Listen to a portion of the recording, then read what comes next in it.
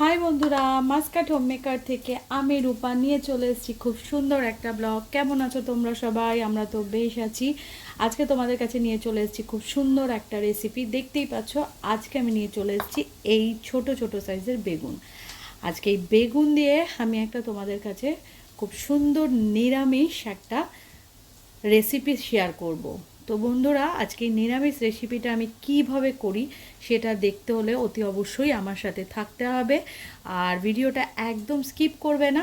তো নতুন বন্ধু যারা আছো প্লিজ আমার সাথে থাকো, আর পুরনো বন্ধুরা তো আমার পাশেই আছে। তো চলো, বেগুনগুলো আমি কি করি, কিভাবে রেসিপিটা করি অতি অবশ্যই আমি তোমাদের সাথে শেয়ার করব। তো চলো দেখতে থাকো।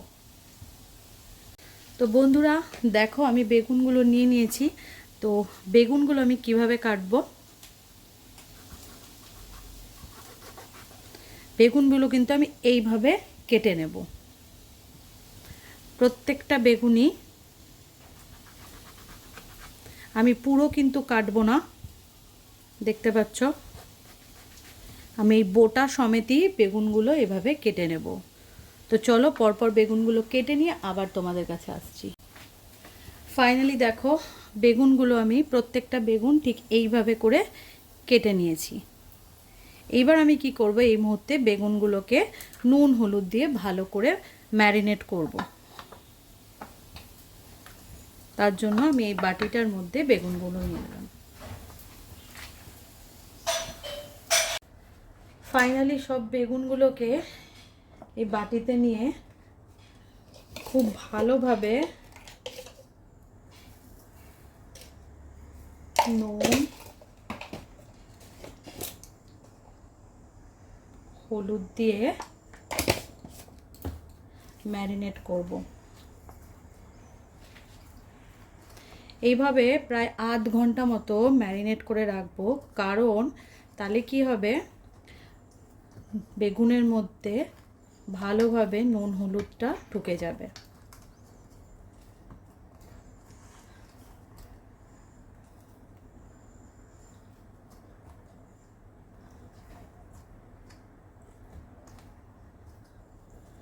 চলো, এই বেগুনটা রান্না করার জন্য আমি একটা পেস্ট রেডি করব। চলো সেটা আগে রেডি করে নিই। আর এখানে বেগুনটা আমি আধ ঘন্টা এখন ম্যারিনেট করে রেখে দিলাম। এরপর দেখো, এখানে কাজু, চারমগজ আর টমেটোর একটা পেস্ট আমি তৈরি করব।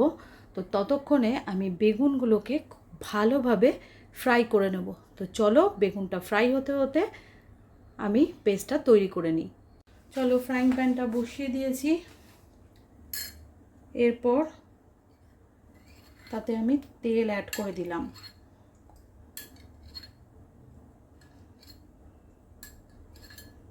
এই রান্নাটা কিন্তু একটু বেশ তেলে ঝোলে রান্না হবে।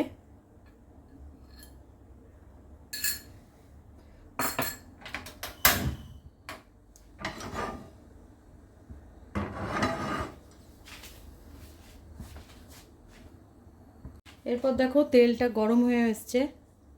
আস্তে আস্তে আমি বেগুনগুলো দিয়ে দেব।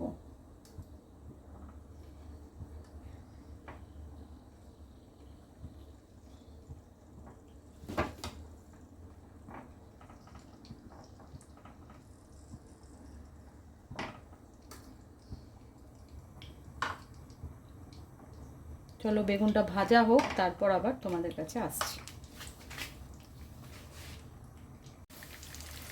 এরপর দেখো, বেগুনগুলো ঠিক উলট পালট করে এইভাবে ভেজে নিতে হবে যতক্ষণ না নরম হয়ে আছে। তোমরা দেখতেই পাচ্ছ বেগুনের রঙটা অলরেডি পাল্টে গেছে, যে বেগুনটা ভাজা হচ্ছে। তো এইভাবে সব কটা বেগুন আস্তে আস্তে ভেজে নিতে হবে যতক্ষণ না নরম হয়ে আসবে। এই পর্যায়ে এসে এবার বেগুনগুলোকে আস্তে আস্তে তুলে নিতে হবে। দেখতে পাচ্ছ কতটা ভাজতে হয়েছে, যেন বেগুনগুলো খুব ভালোভাবে ভাজা হয়।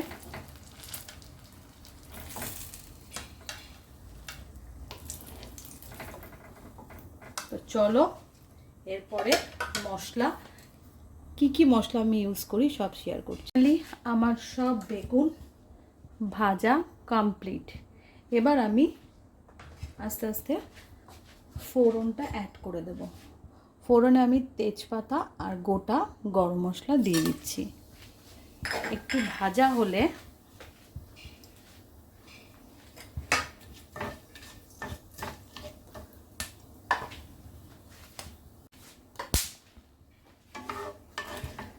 দেখতে পাচ্ছ গরম মশলাটা মোটামুটি ভাজা হয়ে গেছে, এলাচটা পটপট করে ফুটছে।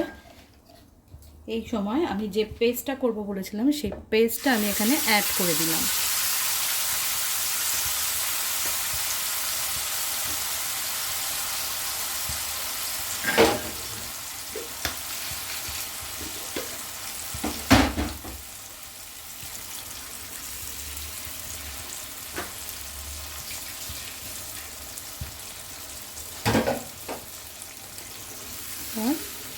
ভালোভাবে এইবার আস্তে আস্তে ভেজে নিতে হবে যতক্ষণ না এই মশলার কাঁচা গন্ধটা চলে যায়। আর আস্তে আস্তে এর মধ্যে আমি ড্রাই স্পাইসেসগুলো অ্যাড করব। তো চলো একটু ভাজা হয়ে যাক, তারপর আবার আসছি। দেখতে পাচ্ছ এখানে মশলাটা আস্তে আস্তে ফুটে আসছে। তো এই মুহূর্তে আমি এখন সব ড্রাই স্পাইসেসগুলো আস্তে আস্তে অ্যাড করে দেব। প্রথমে দিয়ে দেবো নুন পরিমাণ মতো, তারপর দিয়ে দেবো হলুদ,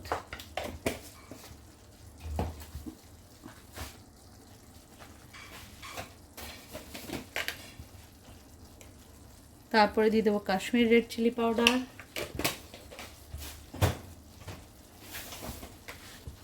তারপরে দিয়ে দেবো একটু জিরের গুঁড়ো,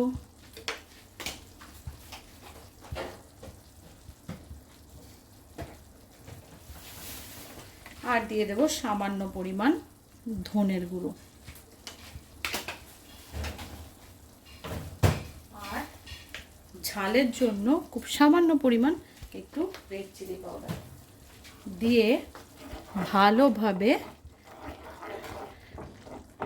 এবার মশলার সাথে কষিয়ে নিতে হবে। যতক্ষণ না এটা তেল ছেড়ে আসবে ততক্ষণ এখানে ভালোভাবে এটাকে কষিয়ে যেতে হবে।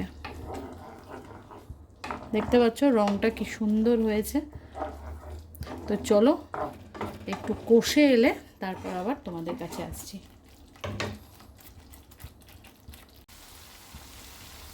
ফাইনালি দেখো এই মশলাটা থেকে অনেকটাই তেল ছেড়ে এসছে, দেখে বুঝতেই পারছো তেল ছেড়ে এসছে। এই পর্যায়ে আমি এখানে অ্যাড করে দেব ফেটিয়ে রাখা টক দই।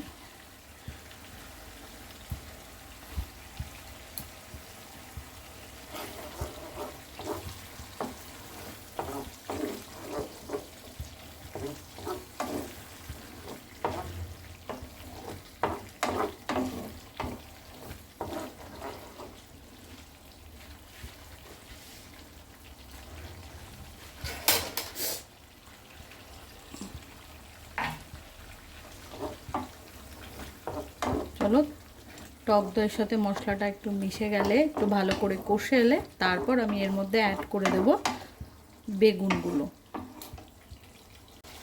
এরপর আস্তে আস্তে এর মধ্যে সব বেগুনগুলো দিয়ে দেব, যাতে প্রত্যেকটা বেগুনের মধ্যে খুব ভালোভাবে মশলাগুলো ঢুকে যায়।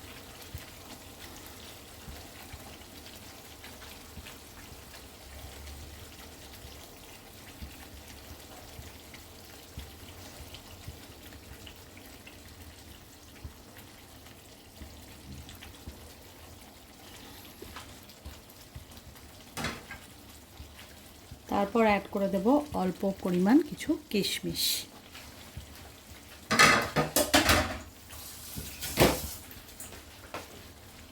তারপর বেগুনগুলোকে একটু উলট পালট করে নেব।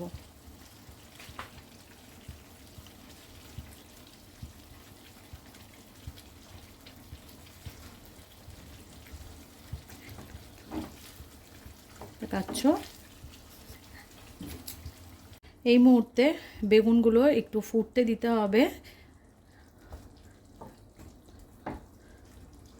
একটু ফুটে এলে তারপর আবার তোমাদের কাছে আসছি। চলো, ফাইনালি দেখো আমার এই বেগুনগুলো একদম সম্পূর্ণ সেদ্ধ হয়ে গেছে, দেখে বুঝতে পারছো।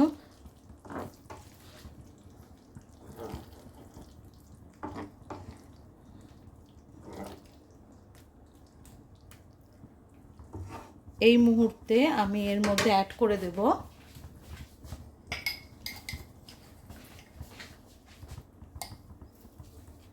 চিনি।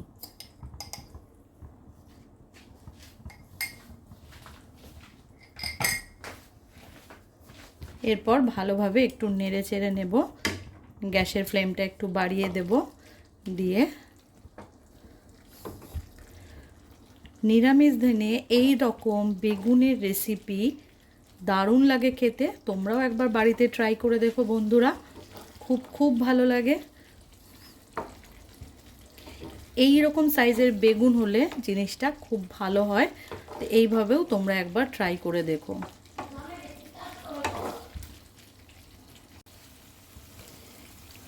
এর মধ্যে অ্যাড করে দেব একদম লাস্ট ফিনিশিং গরম মশলা, আর অ্যাড করে দিলাম একটু ঘি। আমার বেগুনের রেসিপি একদম রেডি বন্ধুরা। কেমন লাগলো আজকে আমার বেগুনের এই রেসিপি একদম নিরামিষভাবে? যদি ভিডিওটা ভালো লেগে থাকে, বেগুনের এই রেসিপি, কে কী বলো, অনেকে বলে বেগুন বাহার, বেগুন মহারানী, অনেকে অনেক রকম বলে। তো বেগুনের এই ধরনের রেসিপি কেমন লাগলো অতি অবশ্যই জানিও। যদি ভিডিওটা ভালো লেগে থাকে, ভিডিওটা ছেড়ে যাওয়ার আগে বন্ধুরা like, comment, share and subscribe করতে একদম ভুলো না। Thank you for watching, tata.